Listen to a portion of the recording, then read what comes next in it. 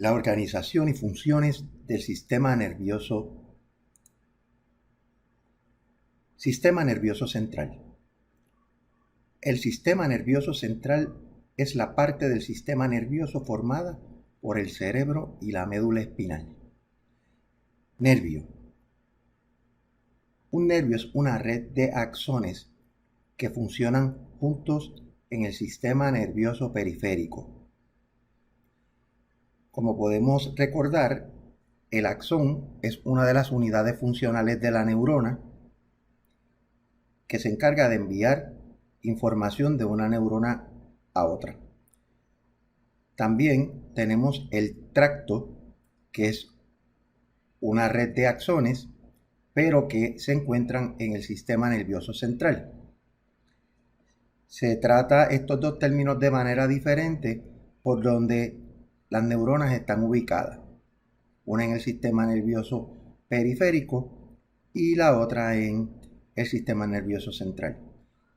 El núcleo es la parte central de cada célula que contiene los cromosomas y gobierna la actividad en la célula. Un grupo de cuerpos celulares neuronales en el sistema nervioso. También tenemos los ganglios o el ganglio, que es un grupo de cuerpos celulares que está en el sistema nervioso periférico. Así que estos son los componentes en términos generales que podemos ver dentro del sistema nervioso central. Aquí podemos observar un cerebro humano. Podemos ver desde la fisonomía, los cercos, el cerebelo que se destaca muy separado de la masa encefálica o del cerebro, los diferentes surcos, y que es una manera por lo menos de mirar de manera lateral un cerebro humano. En términos de lo que podemos denominar el desarrollo del cerebro, viendo este video podemos observar que de la manera en que va creciendo el cerebro desde el feto hasta el niño es una manera tubular, es como si fuera un tubo que se va formando y ya podemos ver desde el cerebro anterior, el cerebro medio y posterior y el cordón espinal, y vemos cómo va creciendo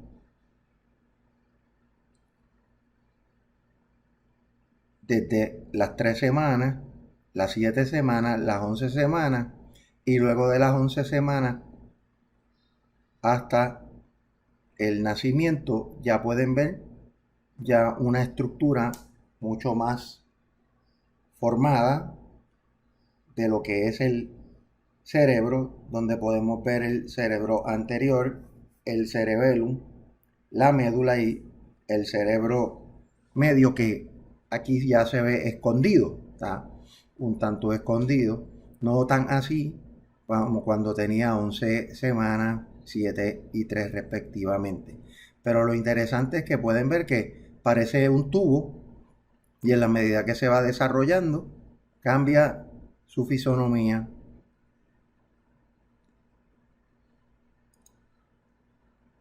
Así que el primer elemento del cerebro es el anterior, es la parte frontal del cerebro. En el cerebro anterior podemos mirar directamente los hemisferios, hemisferio izquierdo y derecho. Estos son estructuras grandes arrugadas que son parte dorsal. La parte dorsal está en la parte superior del cerebro y que están cubiertas por la corteza que vimos hace unos segundos, donde esa corteza es una corteza arrugada, donde hay diferentes surcos y fisuras. Entonces ahí tenemos la fisura longitudinal. Esta es la que se le llama la gran fisura y se extiende de hemisferio a hemisferio en el mismo medio del cerebro. Se puede observar como si fuese un área que pega esos dos hemisferios. También tenemos la convolución, que es una cresta en la corteza cerebral, en el área entre los dos surcos, ya que esos dos surcos los dividen un hemisferio de otro, y esa primera zanja, lo que se encuentra en el medio es la cresta. El surco, como les mostré hace bien breve, es un espacio poco profundo entre dos convoluciones. Las convoluciones son más hondas, ¿eh? y un surco no es tan profundo como la fisura, que son áreas más metidas hacia adentro del cerebro. Por otro lado, la fisura es un surco profundo entre las convoluciones que divide específicamente los hemisferios cerebrales en sí. Y entonces tenemos la corteza, que es un área grisácea, posee alrededor de 1.5 milímetros. En la superficie posee cerca de 4 milímetros de grosor entre los hemisferios, y está compuesto sobre todo de los cuerpos de células, donde se dan los procesos de alto nivel, específicamente alto nivel cognitivo. Aquí podemos ver bien brevemente lo que son los surcos. Aquí está lo que se conoce como los gyrus. El giro le llaman en español en algunos casos. No hay como una definición muy específica sobre esto. Yo lo utilizo en términos de gyrus por el inglés, pero en la mayor parte de los libros se interpreta así. Así que pueden ver más o menos cómo se dan esas estructuras dentro de lo que son los surcos del cerebro, que ven no son tan grandes que las fisuras. Y entonces pues la parte superior se le llama el gyrus. Aquí tenemos, por ejemplo, lo que es una fisura, que si la miramos de frente casi está dividiendo la mitad del cerebro en los dos hemisferios. Estos surcos que se encuentran en la parte superior del cerebro y son como unas zanjas. Y el gyrus, que son como unas pequeñas montañitas que se encuentran en la parte superior de nuestro cerebro. Aquí vemos el diencéfalo, que se compone por tanto el tálamo como el hipotálamo. Tenemos el cerebro medio, y entonces aquí tenemos lo que le llamamos el pons y la médula oblongada. También más abajo podemos observar el cordón espinal, que corre hacia el sistema nervioso por toda la espalda, y está protegido por vértebras. También el pons se le llaman de muchas maneras, se le llama puente, patio, door. Técnicamente algunos le llaman puente de Barolio, pero más adelante veremos que más importante que todo es su función. Y el cerebelo, que también vamos a hablar específicamente de cada una de esas áreas. Aquí podemos ver una imagen en rotación del cerebro. Pueden verlo, el surco que básicamente divide un hemisferio del otro. Ahí también en esa fisura es la que divide el cerebro, es como si fuera un surco grande. Tenemos los surcos más pequeños que están alrededor de los gyrus, ¿ah? Y pues pueden ver plenamente la corteza. Así que esta es una imagen que deja ver claramente, por lo menos la fisonomía en términos generales del cerebro. Aquí pues pueden ver una imagen en 2 dimensiones donde ven la fisura que, como les decía, es como si fuera un surco grande, y entonces pues los diferentes surcos pequeños. Un dato interesante de este dibujo es que por lo general cuando a nivel didáctico se tratan de eliminar los vasos sanguíneos, ¿ah?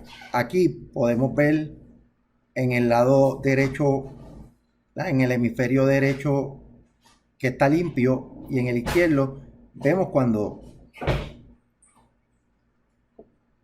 están presentes los vasos sanguíneos, que usualmente son los que se impactan cuando hay un derrame. O sea, estos vasos se rompen y se forman los famosos derrames, como se le llaman también infarto.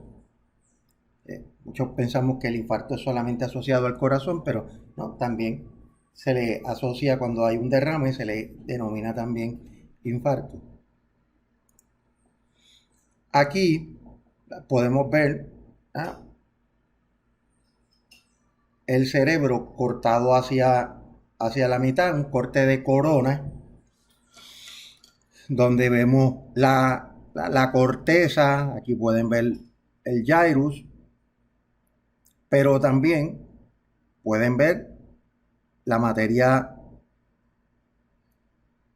blanca y la materia gris que está alrededor de los gyrus. Aquí pues, ¿verdad?, ven la materia blanca, ven la fisura longitudinal, la que divide uno con otro hemisferio, el corpus callosum, que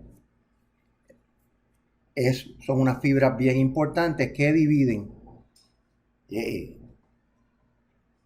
los hemisferios, pero al mismo tiempo los mantiene conectados. Aquí vemos la comisura anterior, ¿verdad?, que es parte de esa fisura que vemos. Pues la comisura está amarrada al corpus callosum. Ya le mencioné los gyrus. Tenemos algunos surcos que son laterales. ¿Qué más tenemos por aquí? Bueno, aquí estos espacios son los ventrículos, los mencionaremos ya mismo. Así que aquí tienen lo que le llaman un corte de corona, donde le están cortando el cerebro por la misma mitad, para que ustedes puedan ver, ¿verdad?, qué elementos tiene el cerebro ya desde adentro, una vez se hace el corte. Entonces tenemos la corteza cerebral. Esta se encuentra organizada en capas, alrededor de 6 capas.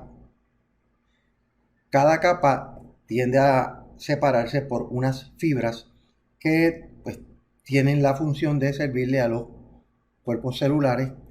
Varían un tanto en apariencia, en tipo de tamaño y en la concentración de cuerpos celulares versus los axones.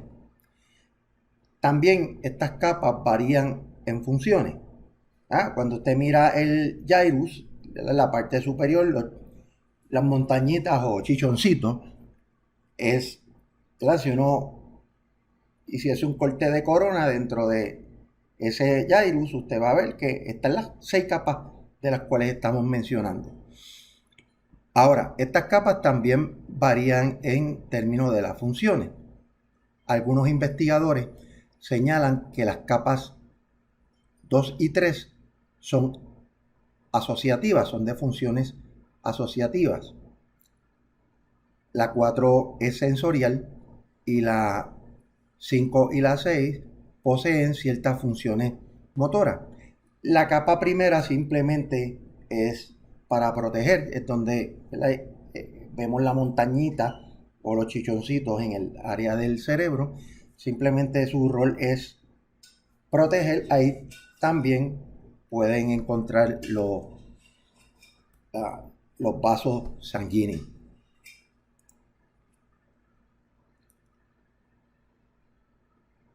También, ¿verdad?, dentro de lo que es esta área que denominamos cortical, las células de la corteza se organizan en grupos entre 80 a 100 neuronas interconectadas que se organizan en columnas perpendiculares en la superficie cortical.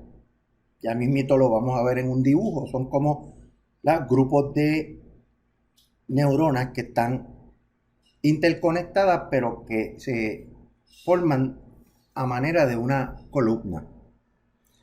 ¿Qué hacen estas células interconectadas a manera de columna perpendicular?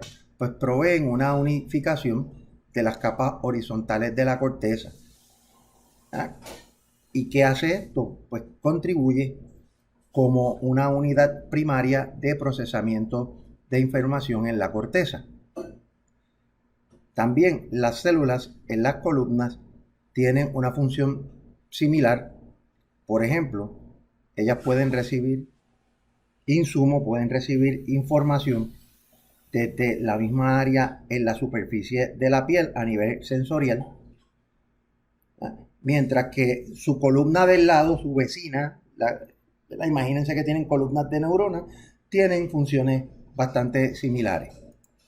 Aquí tienen el ejemplo que le estoy mencionando, los grupos de células, si vemos aquí, ¿verdad? Y estas L son básicamente las capas,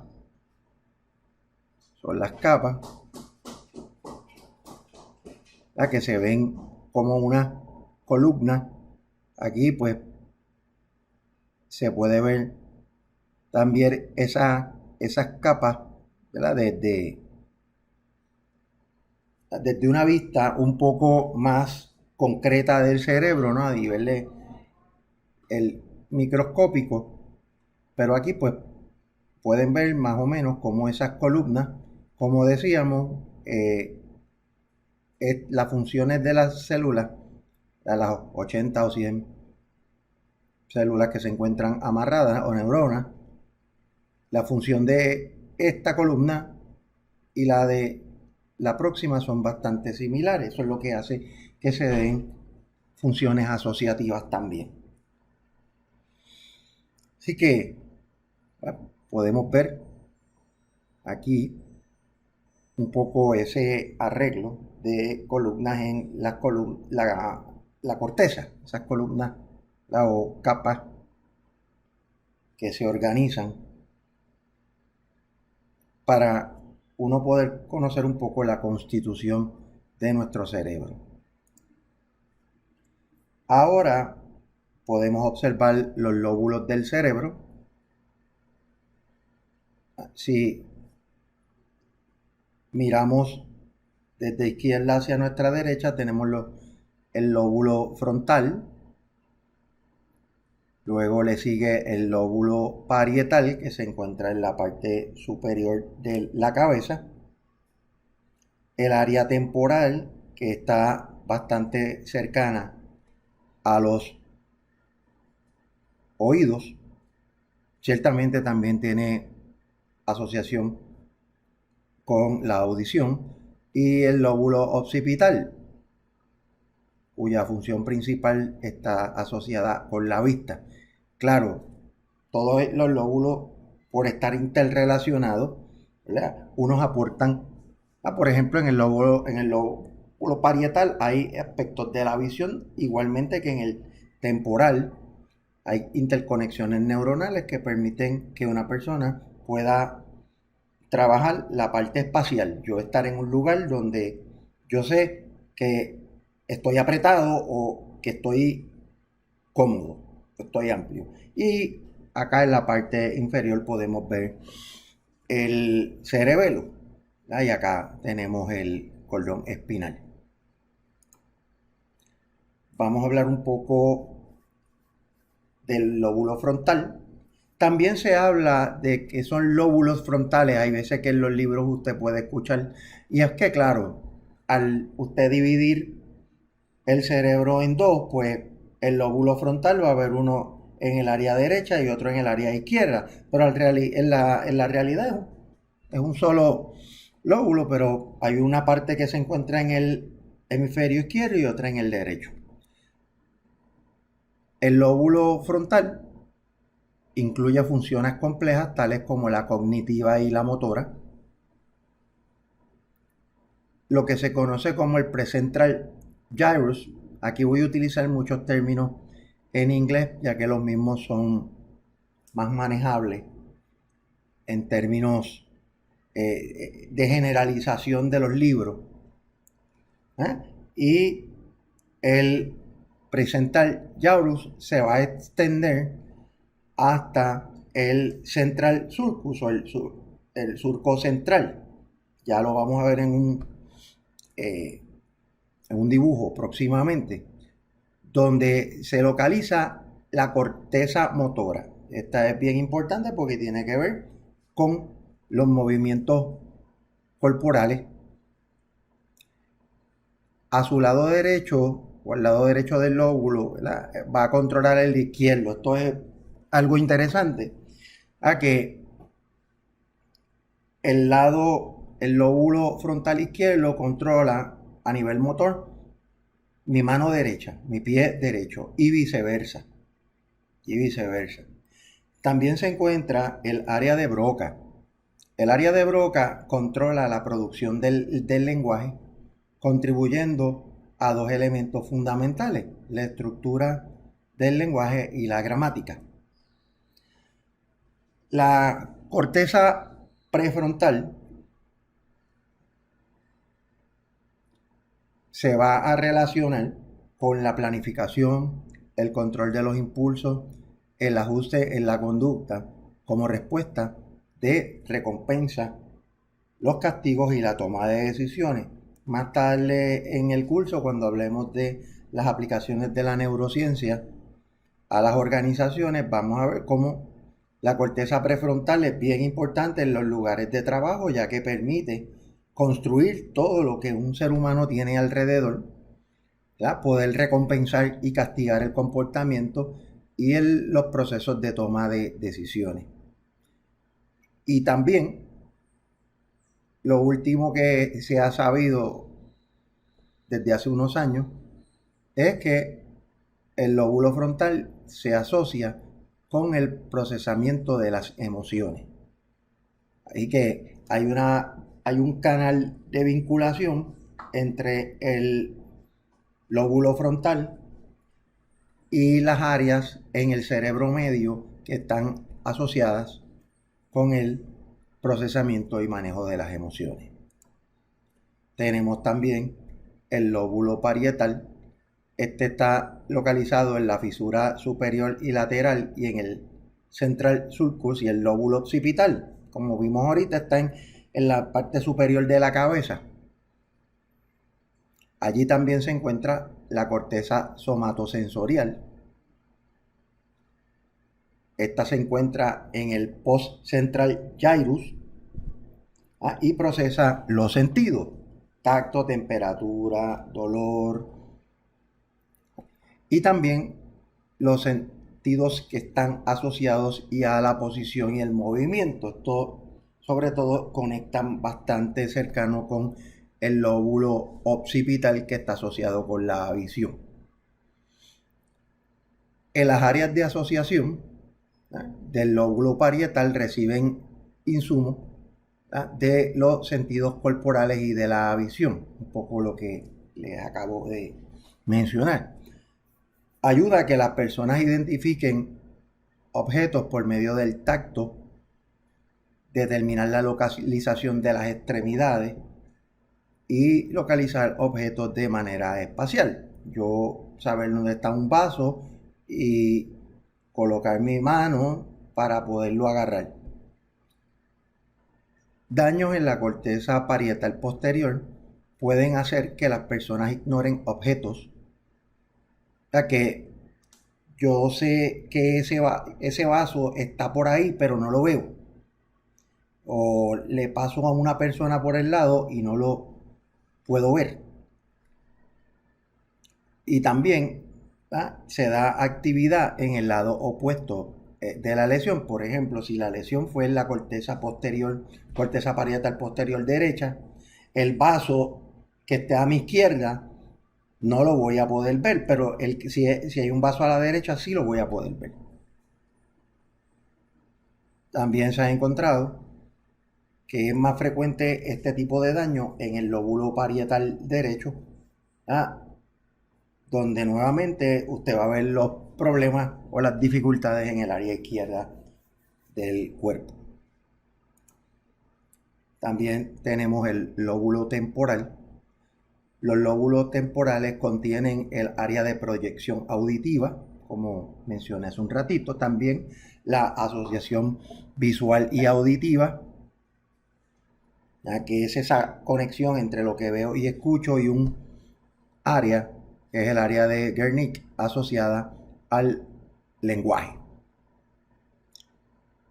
La corteza auditiva es aquella que recibe información sonora de los oídos y está en el yairo superior del lóbulo temporal, oculto dentro de la fisura lateral, un poquito por ahí cerquita de los oídos. Pero su funcionamiento está alejado, pero las conexiones neuronales llegan directamente a la funcionalidad auditiva. Justo detrás de la corteza auditiva se encuentra el área de Wernicke, que está asociada a interpretar el lenguaje que llega a las áreas auditivas. Cuando usted escucha que alguien habla o está tratando de leerle los labios, ¿no? Por eso es que visualmente uno puede tratar de leer los labios y entender. También es responsable de generar lenguaje hablado a través del área de Broca y lenguaje también descrito a través de la corteza motora. Ahí tanto el área de Wernicke y el área de Broca, a pesar de que están a cierta distancia, se conectan para entonces poder manejar los asuntos relacionados al lenguaje. Cuando el área de Wernicke está dañada, la persona va a tener problemas para entender el habla o la escritura. La persona puede hablar, pero las cosas que habla pueden ser o son por lo general sin sentido. Al igual que el área de Broca, esta estructura se encuentra en el hemisferio izquierdo.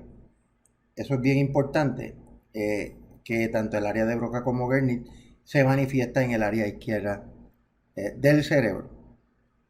En la mayoría de las personas, lo cual significa que puede haber uno que otro caso aislado, pero es un comportamiento bastante normativo que tanto el área de Wernicke como la de Broca se encuentran en el hemisferio izquierdo. Por eso es que se menciona de que el cerebro izquierdo está asociado con el lenguaje, porque ahí es donde se ha identificado que están tanto el área de Broca como el de Wernicke. Continuando con el lóbulo temporal, la corteza temporal inferior desempeña un papel importante en la identificación visual de los objetos. ¿Por qué? Porque conecta bien de cerca con el área occipital, que está mucho más especializado en lo que es la visión.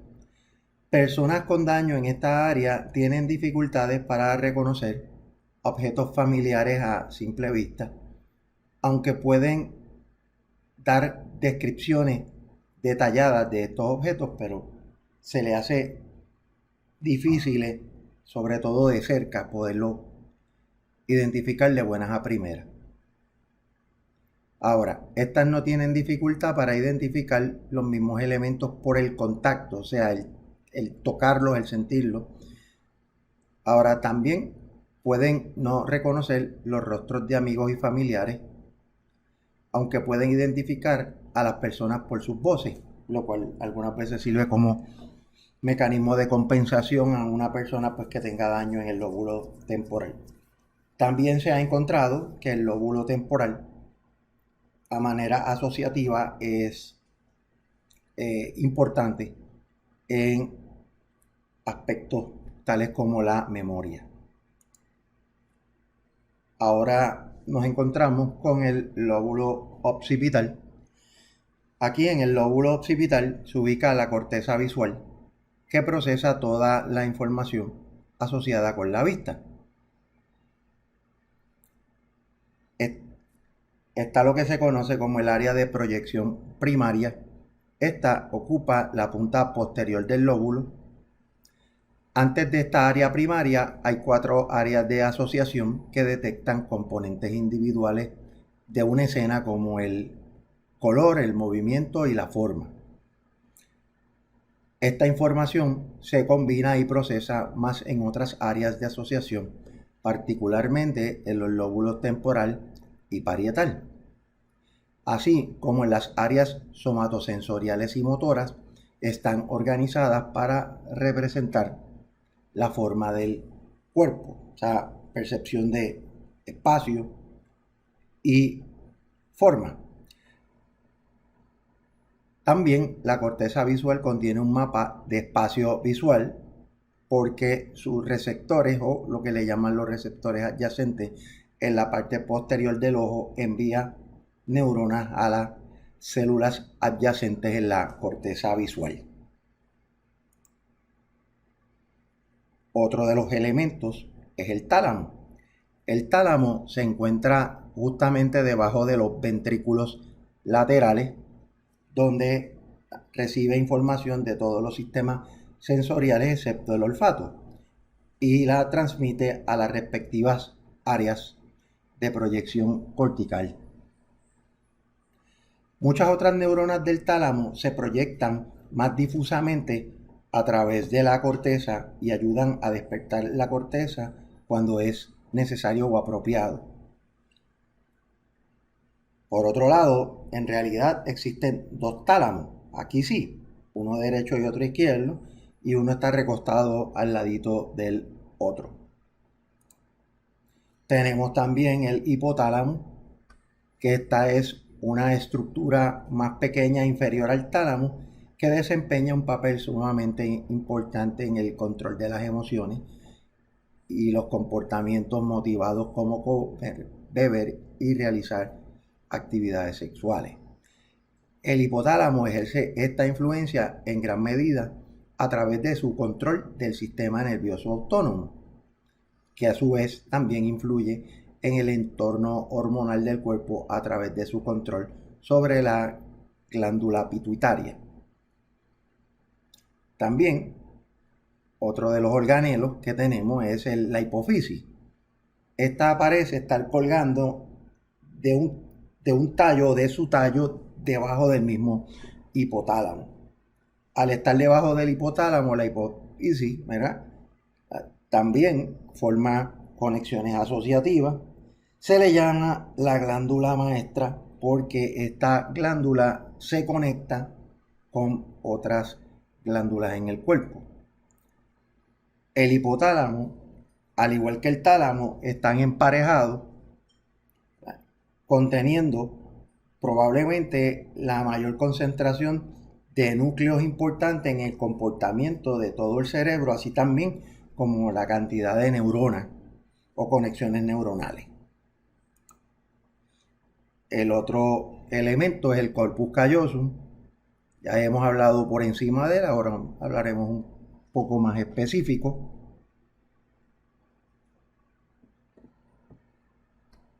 El corpus callosum es la fisura longitudinal entre los 2 hemisferios y que hace que ambos estén claramente separados entre sí, pero altamente conectados por el corpus callosum. Esta se encuentra más o menos un par de pulgadas por debajo de la superficie del cerebro. La fisura longitudinal, ese corte que pudimos ver, o esa zanja bien grande termina donde está el cuerpo calloso, que es el que conecta con los hemisferios. Es una, el cuerpo calloso es denso, es una banda densa de fibra y que hace que un hemisferio se comunique con el otro. Se ha encontrado en varios estudios y incluso en la práctica de que personas que tienen epilepsia, como la epilepsia se origina en uno de los dos hemisferios y el efecto de una, por ejemplo, si a mí me da epilepsia y se activa en las neuronas del lado izquierdo o del hemisferio izquierdo, la manifestación en el lado derecho va a ser bien fuerte. O sea, esa conexión es lo que crea lo que genera el ataque de epilepsia. Lo que aquí pasa entonces cuando lo cortan es que no, cuando se genera el ataque epiléptico, no, la información no pasa al hemisferio derecho ni impacta el lado derecho del cerebro, igual si fuese en el que se originara el ataque epiléptico en el lado derecho impactara el área izquierda. Así que una de las prácticas que se ha tenido es cortar o dividir o escindir los hemisferios para evitar, sobre todo en personas que tienen ataques bien fuertes de epilepsia. Y entonces aquí en una visión sagital del cerebro podemos ver todos los órganos que acabamos de describir brevemente. La corteza, el tálamo, lóbulo parietal y la glándula pineal, que se asocia con la generación de melatonina. Ahorita hablaremos un poquitín de ella. El culiculum inferior y superior, cerquita de la glándula pineal, conectando con el cerebelo. Aquí tenemos el cerebro medio, cerebro anterior, cerebro posterior. Aquí el puente, la médula, la glándula pituitaria, asociada también con hormonas del crecimiento, el hipotálamo que lo mencionamos, núcleos accumbens, que está asociado también con áreas socioemocionales, los ventrículos, que son estos huecos que vimos en el corte de corona, que son como unos huecos,